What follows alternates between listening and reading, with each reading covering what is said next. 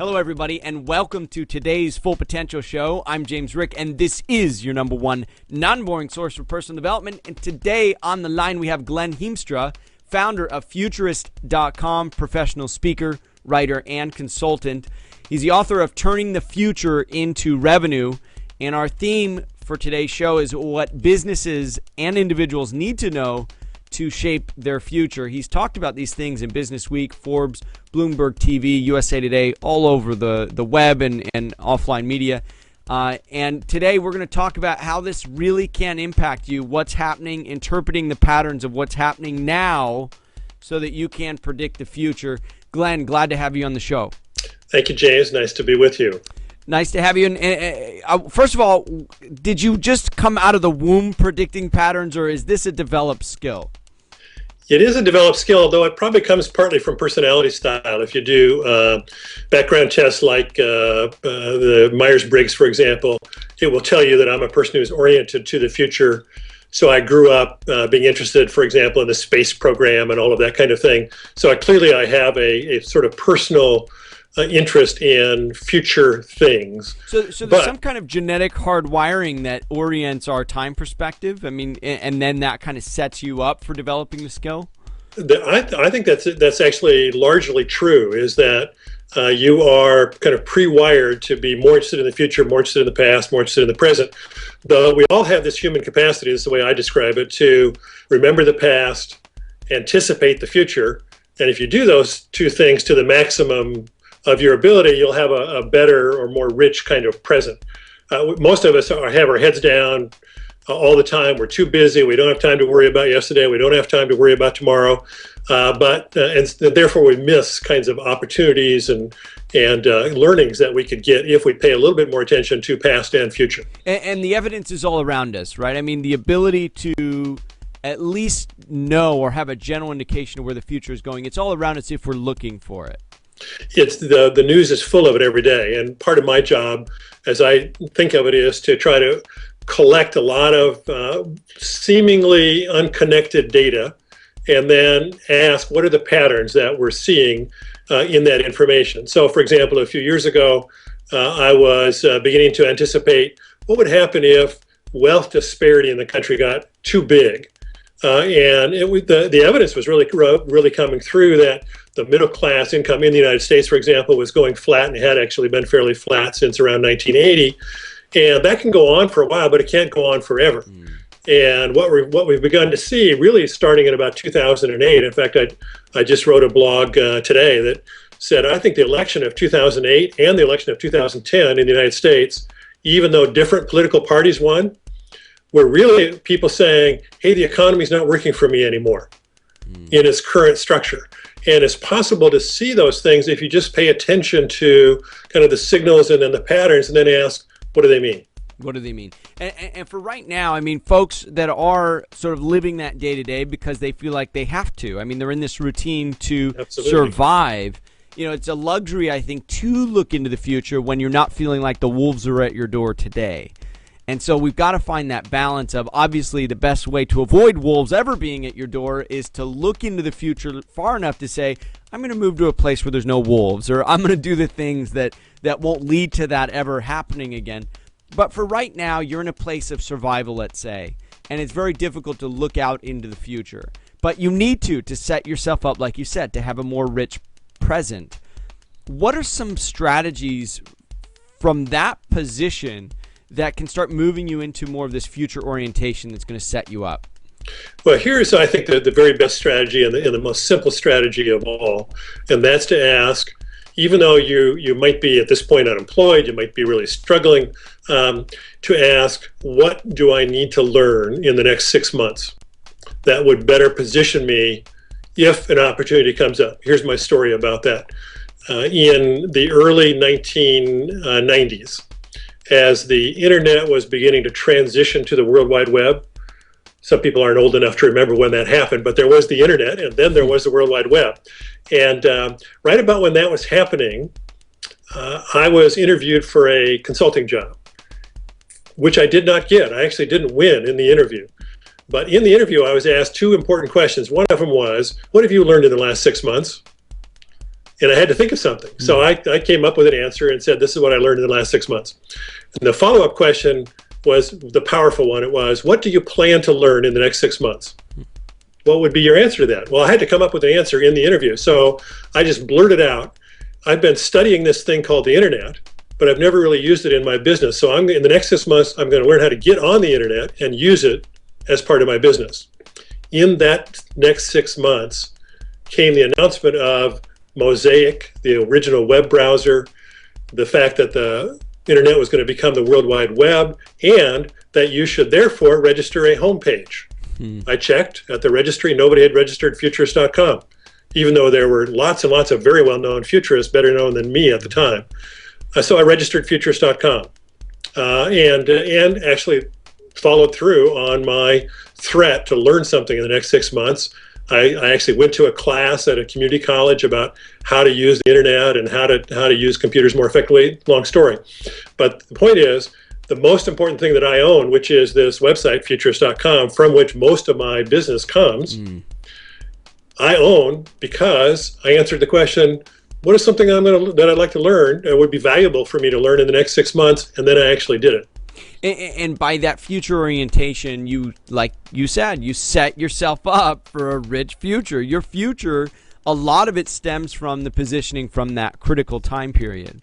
And we see that again and again in some very, very successful people. The timing was right. And a 6-month window is actually a very good, I think, block to focus on, because you look at the advent of the internet, you look at the computer technology, it's in that beginning phase of anything, that first 6 months, where you can really crack the nut and have something really big over the next few years if you're in a new emerging technology or something. And guess what? Any new technology requires that you learn something new, because there's nothing else out there that you know of that tells you how to use it. Yes, and for example, right now I am putting most of my energy into trying to learn how to use. It's not big news in that it's not brand new. How to use social media more effectively in my speaking and consulting business. Because if I don't, I'm going to just be too far behind the curve. All right, now how do you start to use this information that you're learning to, let's say, predict patterns or see where the future might be? Is there any tips that you have around that? Well, number one, read things on a pretty continuous basis, both the sort of general media, and then identify some specialized media that you find interesting. They might be blogs, they might be magazine websites. For example, I like one called Technology Review that comes out of MIT University, which does a really nice job of sort of describing things that are coming to us in the somewhat longer term. And they'll say, well, here's a company with the new invention, and if this really works out, it's going to be a big deal 3 years from now. Well, if that captures your imagination, it's something to start learning about. It's too early to do anything with it, but just start paying attention to it. So that's the kind of thing that I do. And I have a somewhat random but pretty regular reading pattern and kind of collecting of data pattern that I do almost all on the web. Okay, so this intentionally planning what you want to learn, but also having a routine around learning, that you're continuously learning, picking up what's happening, not only in the general news, but it may be in some specialized circles related to what you really want to focus on. Yes, and so it might only be a half a dozen websites and blogs that you tune into on a regular basis. It might be every day, it might be every other day, but you're just trying to pay attention to what's coming. It's partly to tease your own imagination. If you're working in certain kinds of industries or companies and so on, it may give you some information advantage that you can use in your job. And otherwise, it might just be stretching your mind. Another thing that I do, by the way, is I actually encourage everybody to read at least one science fiction novel per year. Oh.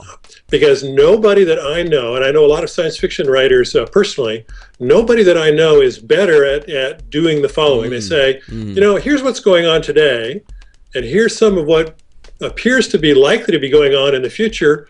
What would the world really look like if that happened? And I think that's brilliant advice. And what it seems to me is there's a lot of imagination involved. Once you've accumulated the information, you've kind of predicted, now it's time to stretch your imagination like you did in the example of what happens if this disparity keeps happening. What would happen if the rich were so rich and the poor were so poor, what would the effects of that be? And science fiction writers do that all the time in the sense of what would happen if technology keeps evolving at the pace that it does. So now we take that knowledge and now we expand our imagination to think, what would that look like? What in that fantasy land, if everything kept on the track that it's on, what would that look like? Yes, here's a great example. A writer, one of my favorite writers, is a guy named Bruce Sterling, and one of his lesser-known books is a book called Holy Fire, and in this book, it's 2098. The year 2098, and biotechnology has developed the means by which you can essentially live forever. So you get old, you're 50, 60, 70, you go in for a treatment, now you're restored to like a 30-year-old, and then you can keep going. Well, two things happen. Number one, old people never leave their jobs.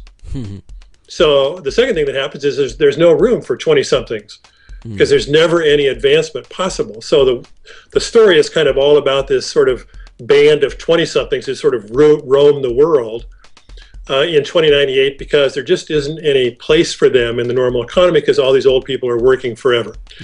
Well, now, if you read that, you think, well, now, maybe if I'm of a scientific bent, I'd like to get into this field of helping extend our lifespan. And there's lots and lots of work going on in biology and technology and a variety of startup companies and mainline healthcare companies and so on helping everybody to live much longer.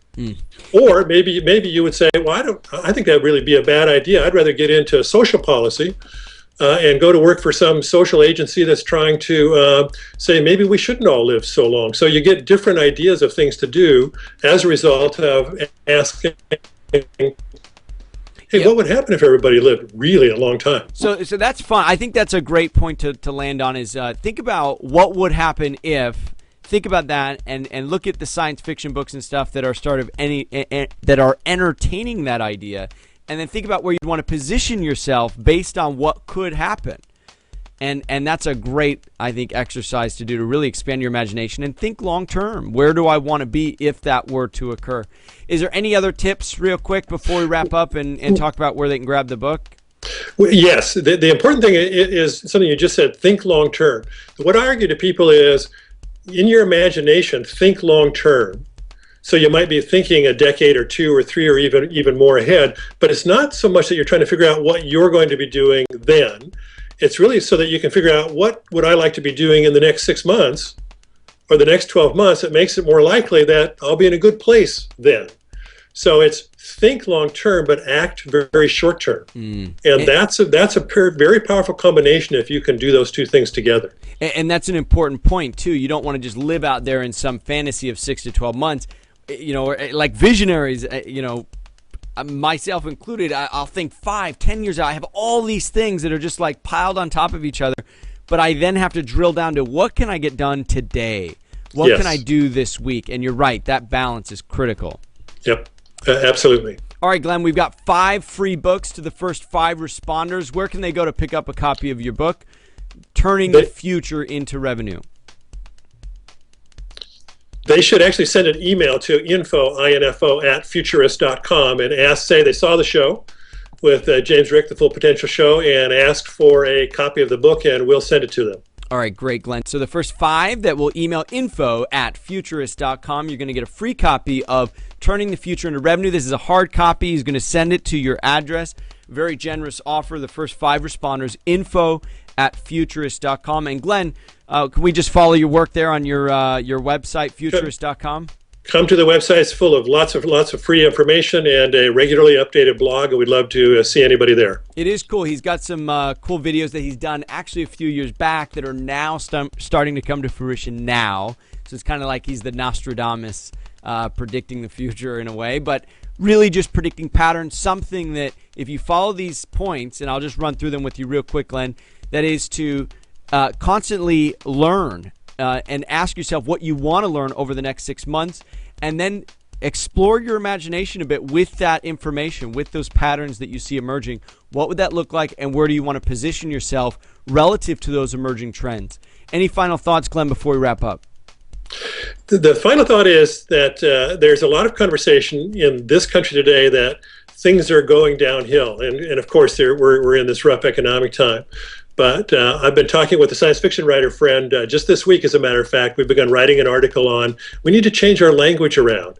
We're not at the end of everything. If you go elsewhere in the world, as I do frequently, you find that people are very optimistic about the future. They see all kinds of possibilities. We need to start thinking that way again, and I'd encourage everybody to look for where the possibilities are rather than the things that are going wrong. And so futurist-oriented of you, Glenn, because really possibility thinking leads to greater possibilities, whereas focus on the negative just leads to more negative. Absolutely. All right, Glen Hiemstra, futurist.com, futurist.com. Turning the future into revenue can be yours if you email as one of the first 5 to info@futurist.com. I encourage everybody to check out the website, futurist.com, and they can get the book if they're not one of the first 5 at your website. Right, Glenn? Yes, they can. Okay, great. Glenn, so glad to have you on the show today. Thank you very much. It's been great having you. And everybody who's watching and listening right now, be sure and like and subscribe to Full Potential Show so you can get more great insights from people like Glenn and freebies that you'll only find right here on the Full Potential Show. Take care, Glenn. Have a great afternoon. You too. See ya. Well, that concludes this week's episode of the Full Potential Show, your #1 non-boring source for personal development. I'm James Rick, and if you want to get more positive programming for your brain absolutely free on a weekly basis, just visit fullpotential.com. If you like the Full Potential Show, you're going to love the Full Potential Club. What would you like most as a Full Potential Club member? Be 2 to 3 times more productive? Do what you're passionate about? Have more energy? Reduce your work hours? Travel the world? Enjoy an amazing lifestyle on a frugal budget? What if you could do them all? James Rick has been there and done it in ways that few people have. For anyone serious about taking their life or business to the next level, you know you've got to do more than just watch. You've got to do. Join James Rick and other like-minded people for an incredible $10 a month at fullpotential.com/club. Be educated.